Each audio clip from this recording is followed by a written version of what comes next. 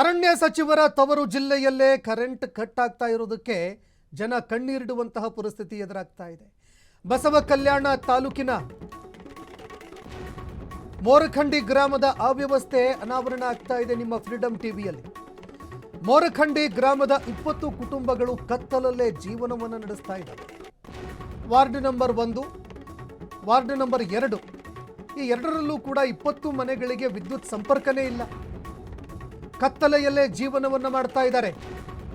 ಇತ್ತ ಸ್ಥಳೀಯ ಅಧಿಕಾರಿಗಳು ಎಲ್ಲರೂ ಕೂಡ ಕತ್ತಲಲ್ಲೇ ಇದ್ದಾರೆ. ಯಾವುದು ಕೂಡ ಕಾಣ್ತಾ ಇಲ್ಲ ಅವ್ರಿಗೆ ಪಾಪ. 15 ವರ್ಷಗಳಾಯಿತು. 15 ವರ್ಷಗಳಿಂದ ಮೂಲಭೂತ ಸೌಕರ್ಯ ಅದು ಕೂಡ ಇಲ್ಲದೆ ಜನ ಕತ್ತಲಲ್ಲೇ ಕಾಲ ಕಳೀತಾ ಇದೆ. 20 ಕುಟುಂಬಗಳು ಕತ್ತಲಲ್ಲೇ ಬದುಕ್ತಾ ಇದ್ದಾರೆ. ಮೀಟರ್ ಅಳವಡಿಕೆಗೆ 20,000 ಕೊಡಬೇಕು ನೀವು ಅಂತ ಲಂಚಕ್ಕಾಗಿ ಬೇಡಿಕೆ ಇಡ್ತಾ ಇದ್ದಾರೆ ಅನ್ನೋ ಆರೋಪ ಕೂಡ ಕೇಳಿಬರ್ತಾ ಇದೆ. ಒಂದು ಮೀಟರ್ ಅಳವಡಿಕೆ ಮಾಡಬೇಕಾ, ಕನೆಕ್ಷನ್ ಕೊಡಬೇಕಾ, ಕೊಡಿ ಹಾಗಾದರೆ 20,000 ರೂಪಾಯಿ ಲಂಚ ಕೊಡಿ ನಮಗೆ ಅಂದರೆ ನಾವು ಕೊಡೋದು ಕನೆಕ್ಷನ್ನು. ಅಲ್ಲಿವರೆಗೆ ಕೊಡಲ್ಲ ಅಂತ ಅಧಿಕಾರಿಗಳು ಬೇಡಿಕೆ ಇಡ್ತಾ ಇದ್ದಾರಂತೆ.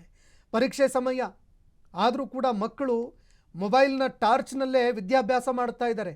ಎಂಥ ಅವಸ್ಥೆಗೆ ತಲುಪಿಬಿಟ್ಟಿದೆಯಲ್ಲ.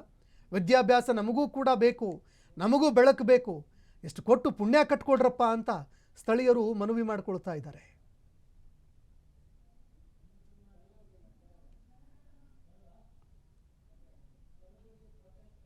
ಕ್ಷಣ ಕ್ಷಣದ ಸುದ್ದಿಗಳಿಗಾಗಿ ಫ್ರೀಡಂ ಟಿವಿ ಸಬ್ಸ್ಕ್ರೈಬ್ ಮಾಡಿ, ಲೈಕ್ ಮಾಡಿ ಹಾಗೂ ಫಾಲೋ ಮಾಡಿ. ಹೊಸ ಸುದ್ದಿಗಳ ನೋಟಿಫಿಕೇಶನ್ಗಾಗಿ ಬೆಲ್ ಐಕಾನ್ ಮೇಲೆ ಕ್ಲಿಕ್ ಮಾಡಿ.